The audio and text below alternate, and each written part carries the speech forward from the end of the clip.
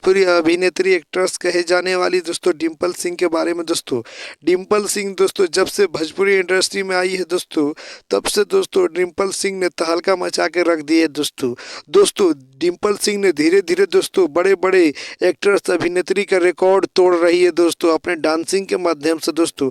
लेकिन दोस्तों डिम्पल सिंह ने जब भोजपुरी इंडस्ट्री में आई थी तब डांसिंग का ही जलवा में एकदम नजर आ रही थी दोस्तों, और मॉडलिंग का काम कर रही थी दोस्तों। लेकिन दोस्तों धीरे धीरे डिम्पल सिंह ने पूरा अपने जलवा भोजपुरी में दिखाने लगी है दोस्तों, और दिखाते दिखाते दोस्तों डिम्पल सिंह ने कलाकारी भी करने लगी है दोस्तों, यानी गाना भी गाने लगी है दोस्तों। डिम्पल सिंह दोस्तों पहले दोस्तों डांसिंग कर रही थी, लेकिन अब गाना भी गाने लगी है दोस्तों, और डिम्पल सिंह धीरे धीरे पूरा भोजपुरी में दोस्तों तहलका मचा दी दोस्तों। और डिम्पल सिंह अभी पूरा एकदम ट्रेंड कर रही है दोस्तों भोजपुरी में दोस्तों, और बहुत अच्छा नामी दामी एक्ट्रेस हो गई है दोस्तों।